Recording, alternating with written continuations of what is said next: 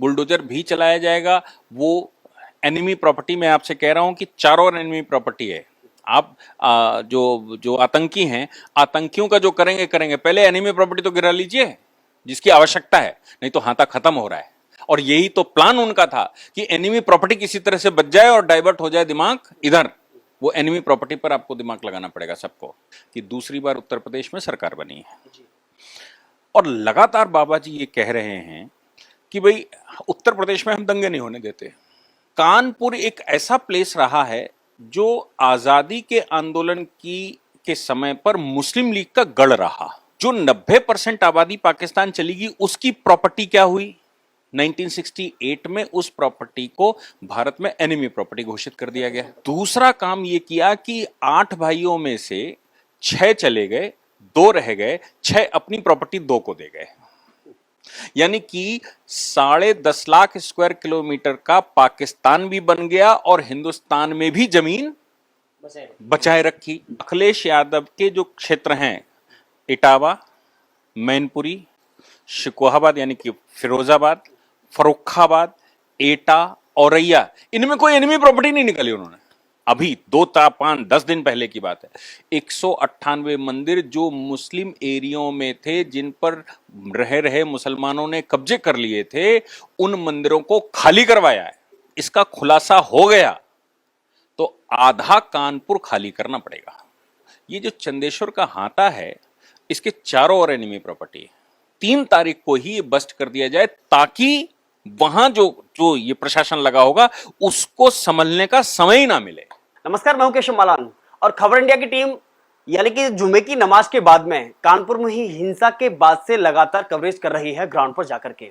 लेकिन सवाल बार बार एक ही खड़ा होता है कि आखिर यहां के हालात इस तरह के क्यों पैदा किए जा रहे थे। बात करें बार बार तुलना जम्मू कश्मीर से करना कि जिस तरह जम्मू कश्मीर में कश्मीरी पंडितों को भगाने की कोशिश की जा रही है, हालात कुछ ऐसे ही थे कि जब हाथा में हमला करने की कोशिश की गई, यानी कि वहां वो एक ऐसा इलाका है जहां हिंदू समाज रहता है। लेकिन आज खास इसी मुद्दे पर बातचीत करने के लिए हमारे साथ मौजूद हैं जम्मू कश्मीर अध्ययन केंद्र के नैके दुबे जी। बहुत बहुत स्वागत है आपका खबर इंडिया पर। सबसे बड़ी बात है कि आप कानपुर के निवासी हैं। जो शुक्रवार को घटना हुई उसे कैसे देखते हैं आप? देखिए, शुक्रवार की घटना को बड़े परिप्रेक्ष्य में देखना चाहिए। बड़ा परिप्रेक्ष्य ये है कि ये एक मस्जिद का नहीं हो सकता, एक इलाके का नहीं हो सकता, एक मोहल्ले का नहीं हो सकता। इस पर पीएफआई एंगल हम सब देख ही रहे हैं कि आ गया है। बरेली से गिरफ्तारी हुई है और यहाँ भी मौलानाओं की गिरफ्तारियाँ हो रही हैं। जिस प्रकार से एसोसिएशंस, मतलब एक जिसको हम कह सकते हैं कि कोई एसोसिएशन के अध्यक्षों का बीच में इन्वॉल्व होना, तो ये एक बड़ा परिप्रेक्ष्य है और बहुत बड़ा परिप्रेक्ष्य है। परिप्रेक्ष्य क्या है कि दूसरी बार उत्तर प्रदेश में सरकार बनी है और लगातार बाबा जी ये कह रहे हैं कि भाई उत्तर प्रदेश में हम दंगे नहीं होने देते। आपने देखा होगा महबूबा मुफ्ती ने क्या स्टेटमेंट दिया। उन्होंने कहा कि केंद्र सरकार ये क्लेम कर रही है कि हम जम्मू कश्मीर को शांत किए हुए हैं, अब ये जो हत्याएं हो रही हैं टारगेट किलिंग, तो केंद्र सरकार जवाब दे। कुल मिलाकर टारगेट किलिंग इसलिए हो रही है कि वो केंद्र के ऊपर सवाल खड़ा किया जा सके वर्ल्ड वाइड, वैसे ही उत्तर प्रदेश में सवाल खड़ा किया जा सके सरकार के ऊपर। और चूंकि सरकार, उत्तर प्रदेश की जो सरकार है, वो इतनी मुस्तैदी से उन विषयों पर काम कर रही जिन पर 70 वर्ष से काम ही नहीं हुआ। जैसे मैं आपको बताता हूं, कानपुर एक ऐसा प्लेस रहा है जो आजादी के आंदोलन के समय पर मुस्लिम लीग का गढ़ रहा। और हम ये अगर ये कहें कि पाकिस्तान के निर्माण में कानपुर, अलीगढ़, बरेली इनका मुख्य स्थान था, तो गलत नहीं होगा। अब जब बन गया पाकिस्तान, तो कानपुर से 90% आबादी मुस्लिम चली गई पाकिस्तान। उस समय जो 90% आबादी पाकिस्तान चली गई, उसकी प्रॉपर्टी क्या हुई? 1968 में उस प्रॉपर्टी को भारत में एनिमी प्रॉपर्टी घोषित कर दिया गया, शत्रु संपत्ति घोषित कर दिया। शत्रु संपत्ति का मतलब यह हो गया कि जो व्यक्ति पाकिस्तान जा चुका है, उस व्यक्ति की अगर यहां कोई ओनरशिप है तो उस पर सरकार की ओनरशिप होगी, कब्जा होगा। बड़ी साजिश ये की गई उस समय कि प्रॉपर्टियों को या तो वक्फ घोषित करके गए हैं लोग कि वो किसी प्रकार बनी रहे। दूसरा काम ये किया कि 8 भाइयों में से 6 चले गए, 2 रह गए, 6 अपनी प्रॉपर्टी 2 को दे गए। यानी कि 10.5 लाख स्क्वायर किलोमीटर का पाकिस्तान भी बन गया और हिंदुस्तान में भी जमीन बचाए रखी। यानी कि 10.5 लाख किलोमीटर हिंदुस्तान में से जमीन काट ली बिना कुछ दिए। आप सोचो। तो कानपुर में एनिमी प्रॉपर्टी बहुत बड़े स्तर पर है। 2012 में इस पर ऑर्डर आए थे। 2016-17 में केंद्र सरकार ने ऑर्डर किया कि सर्वे करवाकर एनिमी प्रॉपर्टीज चिन्हित की जाए। अखिलेश यादव की सरकार थी। तो अखिलेश यादव की सरकार, तो आप सोच सकते हैं कि सर्वे कैसा करवाया होगा। उसका इलस्ट्रेशन मैं आपको बता देता हूं। अखिलेश यादव के जो क्षेत्र हैं, इटावा, मैनपुरी, शिकोहाबाद यानी कि फिरोजाबाद, फर्रुखाबाद, एटा, औरैया, इनमें कोई एनिमी प्रॉपर्टी नहीं निकाली उन्होंने। जबकि ये मुसलमानों के उस समय के गढ़ थे और यहां से मुसलमान पाकिस्तान गया। तो आप सोच सकते हैं कि कानपुर से कितनी प्रॉपर्टी उन्होंने निकाली होंगी। यानी कि कानपुर से प्रॉपर्टियां, एनिमी प्रॉपर्टी का कोई पीछे का रिकॉर्ड अखिलेश सरकार ने दिया नहीं, दिया भी तो थोड़ा बहुत दिया। अब योगी जी की सरकार बैठी और एनिमी प्रॉपर्टी बहुत बड़ा इशू है देश का। योगी जी ने कानपुर में एनिमी प्रॉपर्टी को लेकर पीछे से बैकग्राउंड ढूंढना शुरू कर दिया। आपने एक मंदिर का प्रकरण सुना होगा, बाबा प्रॉपर्टीज। फिर नगर निगम में भी यहां बीजेपी की सरकार है। नगर निगम ने 198 मंदिर, अभी 10 दिन पहले की बात है, 198 मंदिर जो मुस्लिम एरियो में थे, जिन पर रह रहे मुसलमानों ने कब्जे कर लिए थे, उन मंदिरों को खाली करवाया है। यहां मास्टर प्लान चल रहा, यहां इंक्रोचमेंट की प्रॉपर्टियां खाली हो रही हैं और एनिमी प्रॉपर्टी पर कस्टोडियन ऑफ मुंबई में कस्टोडियन बैठता है एनिमी प्रॉपर्टी का, उसने एक्शन लेना शुरू कर दिया है। तो आप सोच सकते हैं कि ये जो पूरा गेम है एनिमी प्रॉपर्टी का, अगर ये इसका खुलासा हो गया तो आधा कानपुर खाली करना पड़ेगा। तो कैसे भटकाया जाए? आपने सुना भी होगा, कहते हैं बहुत दिनों तक थोड़ी ना रहेंगे योगी मोदी, जब तक हैं तब तक है। तब तक टाला जा सकता है क्या? हमारी आबादी बढ़ जाए, हमारी शक्ति बढ़ जाए, हमारी सरकार आ जाए, तब तक टाल लो, फिर तो हो ही जाएगा। जैसे अखिलेश सरकार बैठी थी, उन्होंने टाल ही दिया था ना। तो योगी जी की सरकार बैठी है, इस समय भी वो टल जाए, इसके लिए एक बड़ा गेम किया गया। और आपको बता दूं, ये जो चंदेश्वर का हाता है, इसके चारों ओर एनिमी प्रॉपर्टी है और उन एनिमी प्रॉपर्टियों पर मल्टी स्टोरी बिल्डिंग खड़ी की जा रही है। क्यों मालूम? कि एक तो एनिमी प्रॉपर्टी कब्जे का चक्कर है, दूसरा बीच में केवल चंदेश्वर का हाता है जो हिंदुओं का है, परेड पर थोड़ा हिंदू है। अगर इस पर कब्जा हो जाए या इसको खत्म कर दिया जाए, नष्ट कर दिया जाए, तो एनिमी प्रॉपर्टी सर्च करने के लिए भी व्यक्ति का घुसना मुश्किल है इस इलाके में। ये बड़ा गेम है। और ये जो एनिमी प्रॉपर्टी चंदेश्वर के हाथे के चारों ओर है, कहीं मस्जिदें बनी हुई हैं, उस पर आप नाले के ऊपर मस्जिद बनी हुई हैं, आप देखेंगे मल्टी स्टोरी अगल बगल बनी हुई है। ऊपर से बॉम्ब फेंककर, मोटार फेंककर, जो भी हथियार हैं, हाथे को पूरा खत्म करना। हुआ क्या कि पिछले 2-3 महीने से लोग सक्रिय हो गए। उनको लगा कि ये मल्टी स्टोरी खड़ी हो रही हैं अगल बगल और ये तो भविष्य का बहुत बड़ा प्लान हो सकता है। और प्रॉपर्टी एनिमी है, ये सरकार सर्च कर रही है, सरकारी ऑर्डर है। नगर निगम इस समय पूरी शक्ति से लगा, क्योंकि रिकॉर्ड तो नगर निगम के पास ही मिलेगा कि भाई कब्जा किसका था और कौन चला गया, कौन रह गया, कौन आ गया। इसकी कंप्लेंटें शुरू हो गई। अभी कुछ दिन पहले केडीए एक प्रॉपर्टी को सीज भी कर गया, वहीं एनिमी प्रॉपर्टी को सीज करने के ये 2-3 दिन बाद ही, क्योंकि जो आप कह रहे हैं ना 5 तारीख का ये प्लान था, एकदम वो पहले कैसे बस्ट हो गया। ये एक्चुअली 5 तारीख का पूरा यही प्लान था। 5 तारीख का ये बड़ा प्लान था कि जेल भरो करेंगे और इधर से ये करेंगे वो करेंगे। ये हो सकता है कि वो बड़ा प्लान हो। 3 तारीख को इसलिए हो गया क्योंकि मस्जिद, मतलब जुमे की नमाज होना और उसमें वो तकरीर बोलते हैं क्या, वो होना, और उसके बाद लोगों का जाना, तो पूरा उस एनिमी प्रॉपर्टी जो नगर निगम या प्रशासन गिरा सकता है चंदेश्वर के हाथे के चारों ओर, उसका दिमाग वहां से भटकाकर यहां सीधा हमला कर दिया गया। देखिए, उधर कानपुर में राष्ट्रपति, पीएम, सीएम, राज्यपाल का होना संयोग था या फिर ये सुनियोजित था कि वहां है तो इसलिए आज होना चाहिए? है क्या कि 5 तारीख को प्रशासन पूरी तरह से यहां बैठता, तो दिमाग में ये बिल्कुल रहा होगा कि आज ऐसा अवसर है कि यहां से 50-100 किलोमीटर दूर पूरा प्रशासन लगा होगा, क्योंकि चार चार सेलिब्रिटी, चार चार डिग्निटरी भारत के इस समय हैं। प्रधानमंत्री भी हैं, राष्ट्रपति भी हैं, मुख्यमंत्री भी हैं, राज्यपाल भी हैं। तो कानपुर में शहर का प्रशासन वहां लगा होगा। तो 5 तारीख को अगर करोगे तो प्रशासन एकदम अलर्ट दिखेगा। ये दिमाग में बात 100% रही होगी, इसलिए 3 तारीख को ही ये बस्ट कर दिया जाए, ताकि वहां जो जो ये प्रशासन लगा होगा उसको संभलने का समय ही ना मिले। लेकिन शायद भूल गए कि ये प्रशासन योगी जी का है। उनके दिमाग में निश्चित रूप से ये रहा होगा प्रशासन के कि ये भी हो सकता है, इसलिए तो 10-15 मिनट में असिस्टेंस आ गई।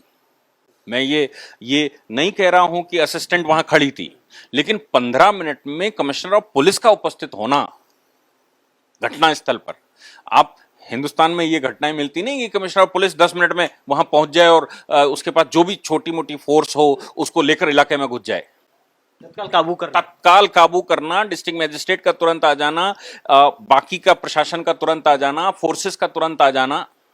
हालांकि उन जवानों, उन सिपाहियों को भी साधुवाद कहना पड़ेगा जो 4-5 ही संख्या में थे और उन्होंने लाठी चलाकर पहला जो हमला हुआ उससे बचा लिया। क्योंकि इनको तो अंदाजा ये था, पहले जो आदमी आता है गेट पर वो देखता, रैकी करता है कि यहाँ कोई प्रशासन नहीं है, कोई पुलिस नहीं है, फिर वो रुमाल दिखाता है तो बाकी सब हमला करते हैं। तो ये रहा होगा कि 10-15-20 मिनट में, आधे घंटे में, जब तक प्रशासन जागेगा तब तक हम फूंक कर चले आएंगे, खत्म कर देंगे। तब तक तो है, तो छोटा ही से तो है ना, 10-20-50-100 परिवार हैं, इसलिए 10 मिनट में, 15 मिनट में खत्म हो जाएगा और हम निकल के चले जाएंगे जब तक प्रशासन होश में आएगा। लेकिन वो सिपाही जो वहां पर खड़े हुए थे उन्होंने तत्काल लाठी चलाई और तब तक भाई अपनी प्राइवेट डिफेंस में भी हाथे के लोग आ गए कि उनको पता है, क्योंकि चंदेश्वर का हाथा एक ऐसा हाथा है जिसको ये मालूम है कि कभी भी हमला हो सकता है, क्योंकि वो आज पहली बार टारगेट नहीं हुआ, वो बहुत बार पहले भी टारगेट हो चुका है। चंदेश्वर के हाथे में पहली बार ये नहीं हुआ, ये कई बार पहले भी हो चुका है। इसलिए चंदेश्वर के हाथे में रहने वाले लोगों के दिमाग में ये बात रहती है कि हमारे ऊपर कभी भी हमला हो सकता है। और ये बिल्डिंगें जो बन रही थी चारों ओर, ये उनको कचोट रही थी कि ये बिल्डिंगें हमारे लिए बन रही हैं, क्योंकि ये बाहर से हमला ना कर पाए तो छतों से हमला करेंगे। और हुआ भी, इस हमले में मस्जिद की छत से पत्थर फेंके गए, जो ऊंची इमारतें हैं वहां से पत्थर फेंके गए, बोतलें, पेट्रोल बम फेंके गए, वो फूटे नहीं फूटे वो अलग बात है, लेकिन फेंके गए। तो ये जो पूरी घटना है, ये घटना तो अभी हम मानते हैं कंट्रोल कर ली, लेकिन ये साजिश बहुत बड़ी है। और ये साजिश पूरे प्रशासन को, अगर यहां पर कुछ हो जाता, आप सोचो चंदेश्वर के हाथे में कुछ हो जाता, एक व्यक्ति भी कहीं ईश्वर न करे भगवान को प्यारा हो जाता, तो पूरा कानपुर जल जाता। पूरा कानपुर जलता तो पूरा प्रदेश जलता, और पूरा प्रदेश जलता तो दिमाग में ये निश्चित रूप से रहा होगा, जब पूरा प्रदेश जलेगा तब कैसे संभालोगे। और पूरा प्रदेश जलेगा तो 2024 का चुनाव भी सामने खड़ा है, आपको दिक्कत होने वाली है। और आप जो क्लेम संसार भर में कर रहे हो कि भाई हमारा प्रशासन इतना अच्छा है कि हम एक दंगा नहीं होने दिया, हालांकि योगी जी के प्रशासन ने यह सिद्ध भी किया कि हम नहीं होने देंगे, जो भी आप सोच कर आए हम होने नहीं देंगे। लेकिन सामने वाले ने तो अपनी चाल खोलकर दिखा दिया ना कि हमारा प्लान क्या है। इसलिए कानपुर शहर में जो बड़े कार्यक्रम चल रहे हैं, जैसे अभी प्रधानमंत्री जी ने 2 दिन पहले कह दिया कि भाई हम ग्रीन कॉरिडोर बना रहे हैं गंगा जी के किनारे। आप उसका मतलब समझते हैं? जाजमऊ की इंडस्ट्री के ऊपर कितना बड़ा प्रभाव पड़ेगा। जाजमऊ में चमड़ा इंडस्ट्री है और उसका धुला हुआ पानी सुप्रीम कोर्ट के 2 बार ऑर्डर हो चुके हैं कि उसका पानी धोकर गंगा जी में छोड़ा जाता है। अगर ग्रीन कॉरिडोर नेशनल पॉलिसी बन जाएगी कि गंगा जी के इतने किलोमीटर इधर और इतने किलोमीटर इधर ग्रीनरी रहेगी, सिर्फ ग्रीन एग्रीकल्चर होगी, बाकी कुछ नहीं होगा, कोई इंडस्ट्री नहीं होगी, तो जाजमऊ पर क्या असर पड़ेगा, कानपुर पर क्या असर पड़ेगा। इसलिए ये जो सरकार सोच रही है कि हम उत्तर प्रदेश को सुंदर बना देंगे, उत्तर प्रदेश को सही कर लेंगे, आस्था भावना के अनुसार इसको पर्यटक स्थान बना लेंगे विश्व का, वो अगर बन जाएगा तो समस्या किसको होने वाली है। एनिमी प्रॉपर्टी, इवेक्यू प्रॉपर्टी पकड़ने वाली तो समस्या किसको होने वाली है? वक्फ का जो गोरख धंधा चल रहा है वो पकड़ जाएगा तो समस्या किसको होने वाली है? इसका सबका एक सोल्यूशन उनको दिमाग में समझ में आता है कि अगर दंगा कर लो तो सरकार एक तरफ सिर्फ दंगे में एंगेज हो जाएगी और जिस तरह से साल 2 साल 4 साल कट जाएगा। तो क्या मान लिया जाए कि मोहम्मद पैगंबर पर जो टिप्पणी एक बहाना था, निशाना कुछ और ही था? देखिए, है क्या, सीधे कहें तो निशाना हाथा था। बिल्कुल हाथा तो आज मैंने कहा पहली बार निशाना नहीं है। अगर प्रॉफिट के ऊपर किसी ने कुछ कह दिया तो हमारे पास तमाम तरह के कोर्ट है ना भाई। हम तो ज्ञानवापी में हमको लगा तो हम कोई आंदोलन नहीं कर रहे, हम तो ज्ञानवापी लेकर कोर्ट में गए हैं। हमारे भगवान के ऊपर कोई टिप्पणी करता है तो की बहुत से लोगों ने, हजारों लोगों ने की शिवलिंग को लेकर के। तो हम कोर्ट जाते हैं ना, कोर्ट से कहते हैं, प्रशासन के पास जाते हैं, प्रशासन मुकदमे लिखवाते हैं, बकायदा लड़ते हैं यहां से लेकर सुप्रीम कोर्ट तक। लेकिन इसका मतलब ये तो बिल्कुल नहीं कि हम दंगा कर देंगे। लॉ एंड ऑर्डर का मतलब क्या होता है? लॉ एंड ऑर्डर का मतलब तो यही होता है ना कि आप जो प्रशासनिक प्रक्रिया है उस प्रक्रिया के तहत किसी ने अगर कुछ गलत कहा है, किसी ने कुछ गलत बोला है, मैं मानता हूं कि गलत बोल सकते हैं, इंसान है, बोल सकता है, तो उसकी कानूनी प्रक्रिया है, उस पर मुकदमा होना चाहिए। लेकिन आप लॉ एंड ऑर्डर हाथ में लेंगे, इसका मतलब ये हो गया कि ये, और मजे की बात यह है कि जिस घटना को कहा जा रहा है कि इसकी वजह से उन्होंने ऐसा बोल दिया, वो तो कई दिन पहले किए, दूसरे दिन क्यों नहीं रिएक्शन हुआ? भाई प्रोवोकेशन का मतलब क्या है? प्रोवोकेशन का मतलब हुआ आपने बोला और मुझे गुस्सा आ गया। लेकिन प्रोवोकेशन का मतलब कूल्ड ब्लडेड जो जो प्लान है वो तो नहीं है ना कि हमने कूल्ड वे में प्लान बनाया और कहा अगले हफ्ते करेंगे। अगले हफ्ते क्या करेंगे आप? अगले हफ्ते करेंगे, इसका मतलब है कि आपने पूरी प्लानिंग उसकी बनाकर रखी, तब अगले हफ्ते हो पाएगा। अदरवाइज जैसे ही किसी ने कुछ गुस्ताखी की तो रिएक्शन आना चाहिए था। भाई प्रदर्शन भी करना है, बात भी करनी है, प्रशासन को लिखना है, कोई ज्ञापन देना है, जो भी करना, मुकदमे लिखवाने हैं, तो वो तो दूसरे दिन आ जाने चाहिए, तीसरे दिन आ जाने, चौथे दिन आ जाने चाहिए। इतना समय क्यों?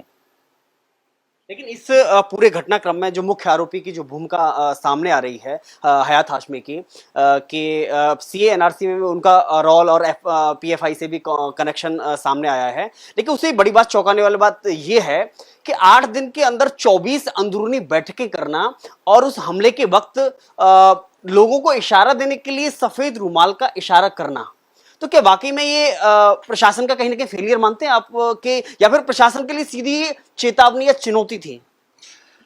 देखिए, मैं ये मानकर चलता हूं कि प्रशासन अगर चुस्त दुरुस्त ना होता तो ये घटना टाली नहीं जा सकती थी, हां तक खत्म हो जाता। इसलिए इसको मुझे लगता है कि प्रशासन शो नहीं करता, लेकिन प्रशासन को कहीं ना कहीं आभास जरूर रहा होगा, तभी इतनी जल्दी प्रशासन एक्टिव हो गया। अदरवाइज प्रधानमंत्री, राष्ट्रपति, मुख्यमंत्री और राज्यपाल हो और प्रशासन 15 मिनट में एक्टिव होकर घंटा कंट्रोल कर ले, ये आपको नहीं लगता कि प्रशासन पहले से मजबूती से बैठा था? हाँ, मैं ये कह सकता हूं कि बड़ी घटना का अंदाजा शायद ना लगाया हो।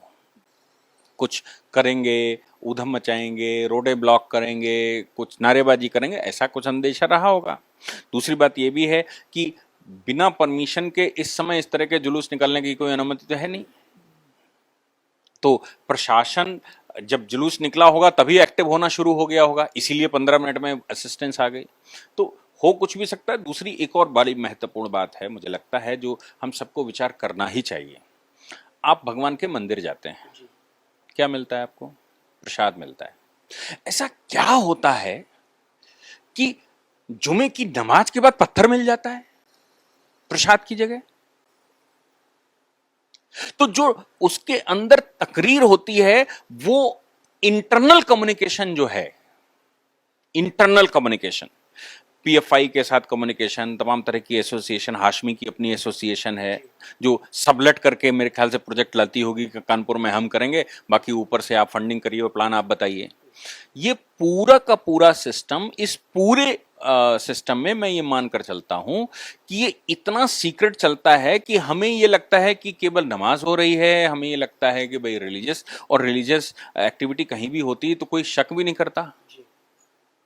लेकिन मुझे लगता है कि अब प्रशासन को भी ये विचार करना ही पड़ेगा कि जो पब्लिक ईदगाहें हैं, जो पब्लिक प्लेसेस हैं, जो जहां पर इस तरह की होती, तो उन तकरीरों में भी सीसीटीवी कैमरा लगाया जाए। केवल उनमें ही नहीं, मंदिरों में भी लगाया जाए।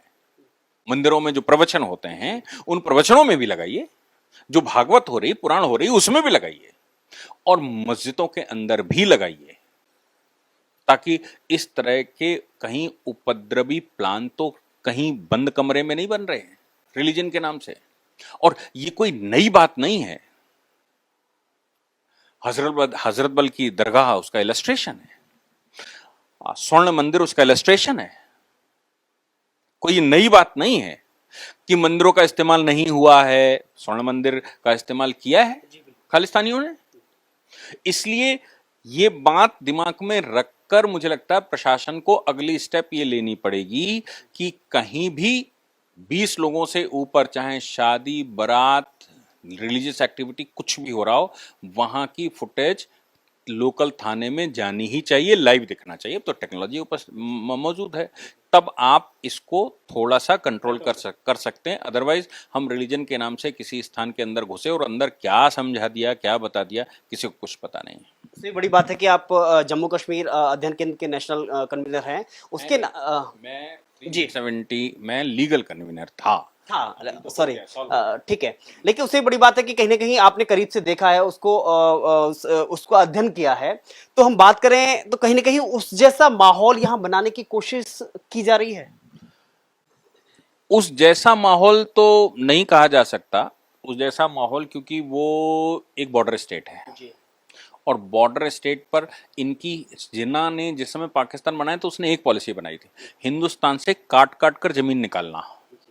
तो पाकिस्तान काट कर निकाल लेंगे, अगला हिस्सा जो काटना चाहते थे वो कश्मीर था, और उसी की पॉलिसी, चूंकि वो काट नहीं पाए, लेकिन उसी के इंप्लीमेंटेशन में वो जो कुछ चल रहा था फारूक अब्दुल्ला के समय पर हुआ, रोशनी एक्ट पास हुए, लैंड टू द टिलर्स पास हुए कि हिंदुओं की जमीनें कैसे हड़पी जाएं, वो पॉलिसी वर्क वहां पर था। यहां पर हम ये कह सकते हैं कि यहां पर पूरे प्रदेश को दहलाने का विचार था, क्योंकि जम्मू कश्मीर से निकलकर लोग इधर आ गए, यहां वाले कहां जाएंगे? उत्तर प्रदेश वाले तो कहीं जा ही नहीं सकते ना।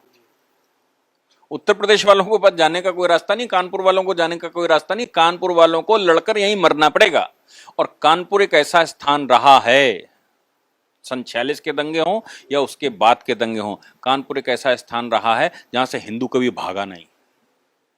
संख्या आपने देखा, चंदेश्वर के हाथ में 10-12 ही बच्चे थे और उधर से हजारों थे, लेकिन वो 10-12 लगे रहे। उन्हें मरना पसंद है, भागना पसंद नहीं है। कानपुर, किसी, इनको भी सबको मालूम है कि कानपुर में भागने वाला कोई नहीं, कानपुर में लड़ने वाला है, लड़कर मरेगा लेकिन भागेगा नहीं। कश्मीर बॉर्डर स्टेट है, पाकिस्तान का उधर से जल्दी से असिस्टेंस आ जाती, इसलिए वहां की परिस्थितियां दूसरी, यहाँ की परिस्थितियां। आखिरी सवाल कि एक तो ये आरोप लगना कि मुस्लिम समुदाय की ओर से कि हाता की तरफ से हमारे जुलूस पर पथराव किया गया था, और दूसरा कि ऐसे लोगों का इलाज क्या है? देखिए, हाथे की तरफ से जुलूस पर पथराव किया गया था, वो तो आपने एक फुटेज निकला है, रूमाल दिखाया, बुलाया, निकल रहे हैं, फिर एकदम अचानक लड़के हाथे में घुसने लगे, फिर वो हमला कर दिया, पुलिस ने उनको भगाया। तो ये कौन कह सकता है हाथे की तरफ से हुआ? और हाथे की तरफ से होता अगर, तो वहां हाथे के अंदर भी 100-200 लड़के हैं ना, वो इकट्ठे होते, वो 10 लोग केवल करते क्या ऐसा? और हिंदू समाज ने आज तक, उसका इतिहास रहा है, हिंदू समाज कभी हमलावर रहा ही नहीं, वो तो डिफेंसिव रहा है, ये उसका स्वभाव में है।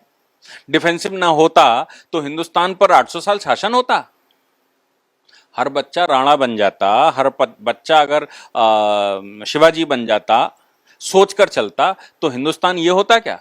800 साल शासन चलता है। इसलिए हिंदुस्तान के लोगों का ये स्वभाव है कि वो आक्रमणकारी नहीं होते, वो डिफेंसिव होते हैं। और ये पूरा आप देख रहे होंगे, डिफेंस में ही सब बच्चों ने किया।